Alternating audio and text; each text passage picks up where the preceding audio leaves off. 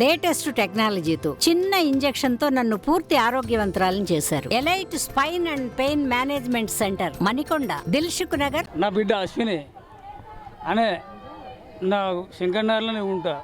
శంకర్నగర్లో అయితే ఏమైందంటే విషయం ఏంటంటే నాకు ఒక 2 months బ్యాక్ తెలిసింది.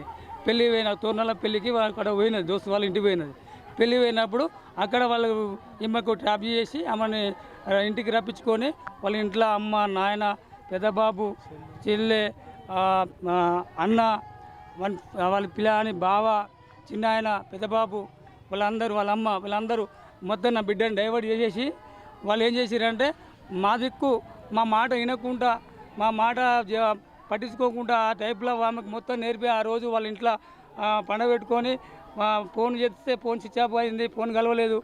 తర్వాత మళ్ళీ తెల్లారి ఏమైందని చెప్పి తెలిసి ఎంక్వైరీ చేస్తే తర్వాత వాళ్ళని ఇంటికాడ ఉన్న సంగతి తెలిసిన తర్వాత రోజు ఇక మాకు తెలిసినాక నేను ఏం చేసినంటే ఆ సిమ్ అనేది సిమ్ ఇరగొట్టేసి ఫోన్ తీసేసుకున్నాక కొన్ని రోజుల తర్వాత ఆమె టైంకు తినకపోవడం, టైంకు నిరవకపోవడం, ఇవన్నీ ఆమెకు బాగా ఒత్తిడి వల్ల, ఫోన్ మెసేజ్ వల్ల, మొన్న ఇది ట్రాపింగ్ వల్ల, దీనివల్ల ఆమెకు బాగా ప్రెజర్ ఇవ్వడం వల్ల ఆమె ఇక్కడ మా మాట వినలేక అక్కడ వాళ్ళ మాట వినలేక ఆమెకు ప్రెజర్ బాగా ఏమైందంటే బాగా లోనికి గురైంది.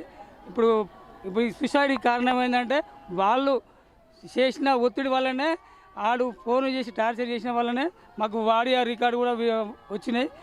మేము కూడా రికార్డు చేసుకున్న బాపతి ఉన్నాయి మా దగ్గర, అవి కూడా మీకు ఇస్తారు. రికార్డు కూడా ఆ రికార్డులో కూడా చెప్పింది, నీకు నాకు సెట్ కాదు, మా ఇంట్లో మా మామలు, మా మా ఫ్యామిలీ వద్దంటారు, నన్ను ఎప్పుడు డిస్టర్బ్ చేయకు, ఇలాంటి విషయంలో నువ్వు మళ్ళీ టచ్ కాక అని చెప్పినా కానీ గట్ల ఎన్నుకుంటుంది, ఇట్లా ఎన్నుకుంటుంది అని చెప్పి బాగా ప్రెజర్ చేసి ఆమెని మొత్తం మార్చిరు, డైవర్ట్ చేసేసి మొత్తం ఆమెని ప్రెజర్ చేసి వాళ్ళ వైపు మార్చుకొని అని ఇప్పుడు చిత్రహింసలు పెట్టి చంపేసిరు ఆమెను. ప్లాన్ పేరు అల్లుడు కాదు, పెళ్లి కాలే, ప్రేమ కూడా లేదు. ప్రజెంట్లీ ఈ ప్లాన్ పేరు శనిగిరం శ్రావణ్, తోర్నాల. వాళ్ళు ఇంటి పేరు శనిగిరం శ్రావణ్, మా ఇంట్లోనే ఉంటుంది. ప్రజెంట్లీ పోయింది రికార్డు ఉన్నాయి. పోతే మాత్రం నిన్ను చంపేస్తాము, నీ డాడీని, మీ అమ్మని కూడా, మీ ఫ్యామిలీని కూడా నడి రోడ్డు మీద ఇజ్జత్ ఇస్తాము, మిమ్మల్ని చంపేస్తాము. వాళ్ళ శనిగిరం మన శ్రావణు, వాళ్ళ బాబాయ్, వాళ్ళ అన్న, వాళ్ళ చెల్లె, వాళ్ళ అమ్మ, వాళ్ళ మేనబావ, చిన్నయ్య, వీళ్ళందరూ కలిసి మొన్న ప్రజెంట్ కూడా ఈడ కూడా మాట్లాడితే కూడా వాళ్ళు ఏం చేసుకుంటే చేసుకోరు, కేసు పెట్టుకుని వేసుకోరు. మన డిగ్రీ కాలేజ్, సేమ్ కాలేజ్, ప్రతిభ డిగ్రీ కాలేజ్, సేమ్ కాలేజ్. ఇప్పుడు లేదు, అయిపోయింది. సేమ్ కాదు, డిగ్రీ సేమే, కాకపోతే సెక్షన్ వేరు, వాళ్ళు గ్రూపులు వేరు. అవును, ఇప్పుడు మీ అమ్మాయి మీకు చెప్పినప్పుడు మీరు వాళ్ళ తల్లిదండ్రులతో మాట్లాడినాం అంటే నేను దర్గా చేసిన కారణం ఏంటంటే మా బిడ్డ తప్పిపోయి 5 గంటల లోపు తప్పిపోయింది. తప్పిపోయినాక మేము వచ్చి మా భార్యతో కంప్లైంట్ ఇప్పించేసిన. అదే తప్పిపోయిన రోజు 13వ తారీఖు సోమవారం నాడు సాయంత్రం 6-7 గంటలకు వచ్చినాము. 6-7 గంటలకు వచ్చి ఆమెతో మా భార్యతో కంప్లైంట్ ఇప్పించేసినాము. కంప్లైంట్ ఇప్పించేసినాక ఏం చేసిరంటే మేము రోజు పొద్దున వస్తున్నాం, రాత్రి వస్తున్నాం, పొద్దున వస్తున్నాం, రాత్రి వస్తున్నాం. ఈ 4 రోజుల నుంచి వెళ్ళి మరి సిఎస్ఆర్ కూడా కలవలేదు. ఒకసారి సార్ని కలిపారని చెప్పి అడిగినాం, బదిలాడినాం. మేము మాట్లాడేటప్పుడు మీరు మాట్లాడొద్దని చెప్పి కూడా అట్లా కూడా వాళ్ళు బేరిచ్చారు. బేరిస్తే కూడా సార్ అట్లా కాదు సార్, మా అమ్మ తప్పైంది, ఆమె బతుకుందా, వాళ్ళు చంపేసిరా, లేకపోతే వీళ్ళు ఏం చేసిర్రు, ఏం కథ అనేది వాళ్ళ మీద డౌట్ ఉంది సార్ అని చెప్పి వాళ్ళ పేరు మీద చెప్పినాం. వాళ్ళ గురించి అడిగినాం.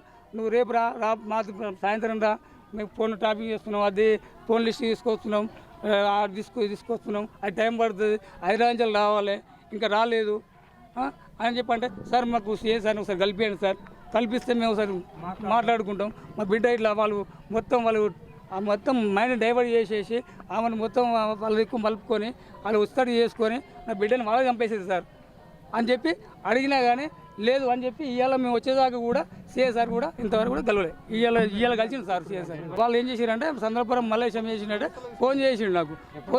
పొద్దున 8 గంటలకు ఫోన్ చేసిండు. ఈరోజు పొద్దున 8 గంటలకు ఫోన్ చేసి అన్న సినిమా సంగతి మరి ఒకళ్ళు రంగనగర్ చెర్ల మన డ్యాముల వాళ్ళు ఒక పిల్ల తీసిర్రు, మరి ఆమె గుజ్జి మరి ఏ డ్రెస్ వేసుకొని పోయిందన్న అని చెప్పి అడిగితే విషయం ఏంటంటే ఆడ అడిగే వరకు ఎందుకంటున్నావు తమ్మని అంటే ఇట్లా చనిపోయారు అని చెప్పి అనగానే ఇట్లా red colour T shirt blue pant వేసుకొని పోయింది. ఆమె ఆ డ్రెస్ మీద కూడా బయటకు వెళ్ళదు. అలాంటిది ఆమె ఎట్లా వెళ్ళింది కూడా ఇంతవరకు మాకు తెలియదు కూడా అట్లా చేసింది అని చెప్పినాక కూడా ఆయన పట్టించుకోకుండా ఇది ఇట్లా చేయడం అనేది నిర్లక్ష్యం వల్ల వీళ్ళు ఇప్పటి వరకు కూడా ఇంతవరకు కూడా మాకు ఇది సహకరించలేదు. తేదీ 13/5/2024 సాయంత్రం సుమారు 5 గంటలకు ఇరదిండ్ల రాజేశ్వరి అనే మహిళ తన కూతురైనటువంటి అశ్విని తప్పిపోయింది, ఆచూకీ లభించట్లేదని చెప్పేసి ఇచ్చిన ఫిర్యాదు మేరకు ఉమెన్ మిస్సింగ్ కింద కేసు నమోదు చేసి అదే రోజు కేసు నమోదు చేసి దర్యాప్తు ప్రారంభించనేది. దానికి సంబంధించి దర్యాప్తు కొనసాగుతున్నది. ఈ క్రమంలో నిన్న సాయంత్రం రంగనాయక్ సాగర్లో ఒక మహిళ మృతదేహం లభించింది. ఆ మహిళ మృతదేహాన్ని అక్కడి హాస్పిటల్ మార్చరికి షిఫ్ట్ చేయడం జరిగింది. తర్వాత మనకు ఎంక్వైరీ ప్రకారం తెలిసింది ఏంటంటే ఏదైతే ఈ మిస్ అయినటువంటి మహిళ ఉందో ఈమె రంగనాయక్ సాగర్లో దొరికిన అమ్మాయి బాడీ శవం ఒకటే అని తెలిసింది. సో తల్లిదండ్రులు కొంత ఒక అబ్బాయి మీద వాళ్ళు ఎలిగేషన్ చేస్తూ ఉన్నారు. తోరణాలకు సంబంధించినటువంటి ఒక వ్యక్తి మీద వీళ్ళు అంతకుముందు వీళ్ళకు లవ్లో ఉన్నారని చెప్పేసి అతను కారణం అయ్యి ఉండొచ్చు అని చెప్పేసి వాళ్ళ అనుమానం వ్యక్తం చేస్తున్నారు. మేము అన్ని కోణాల్లో దర్యాప్తు చేసి దర్యాప్తు కొనసాగిస్తాం. దర్యాప్తు అనంతరం తదుపరి చర్యలు కానీ తర్వాత ఫైనలైజ్ కానీ చేస్తాం. కేసు చనిపోకుండా మీరేం చర్యలు తీసుకున్నారు?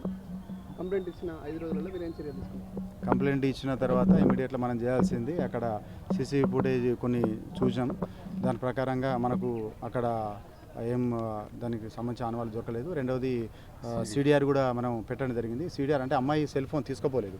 అమ్మాయి సెల్ ఫోన్ తీసుకోపోతే కనుక మనకు కొంత ట్రాకింగ్ ఈజీగా ఉండేది. సో అమ్మాయి అంతకుముందు యూజ్ చేసినటువంటి సెల్ ఫోన్ ఏదైతే ఉందో ఆ సెల్ ఫోన్ మనం సిడిఆర్ పెట్టాము. ఆ సిడిఆర్ వచ్చినాము. దాన్ని చూస్తే కనుక వాళ్ళు రిలేటివ్స్తోని అంటే సస్పిషియస్గా మనకు కొత్త వ్యక్తితోని మాట్లాడినట్టుగానే అట్లా ఏమని మనం దొరకలేదు. కనీసం మహిళ వాళ్ళ ఫ్యామిలీ వాళ్ళు సీఎని కలుద్దామన్నా కూడా టైం ఇవ్వకపోవడం, కనీసం నిర్లక్ష్యం. 13వ తారీఖు ఆ రోజు ఎలక్షన్ కాబట్టి ఆ రోజు అందరం ఫీల్డ్లో ఉండడం జరిగింది. దానివల్ల చూడలేదు. ఒకటి గుర్తుంచుకోవాలి, మీరు పోలీస్ స్టేషన్ అనేది ఒక సమీకృతంగా ఉంటుంది. SI, CI, constables, head constable అందరూ ఉంటారు. ఎవరు అందుబాటులో ఉంటే వాళ్ళు చూస్తుంటారు. సో కాబట్టి అప్పుడు ఉన్నటువంటి ఐఓ ఎవరైతే అందుబాటులో ఉన్నటువంటి ఎస్ఐ గారు చూసి దానికి సంబంధించి తగిన విచారణ చేయడం జరిగింది. దర్యాప్తులో ఎలాంటి వెనకపోకుండా ఇమీడియట్గా చేయడం జరిగింది. తర్వాత వాళ్ళు మాత్రం నాకు ఈరోజు కలవడం జరిగింది. మరిన్ని వీడియోస్ కోసం ఛానల్ ని సబ్స్క్రైబ్ చేయండి. లేటెస్ట్ అప్డేట్స్ కోసం వాట్సాప్ ఛానల్ ని ఫాలో చేయండి. అండ్ లింక్ డిస్క్రిప్షన్ లో ఉంది.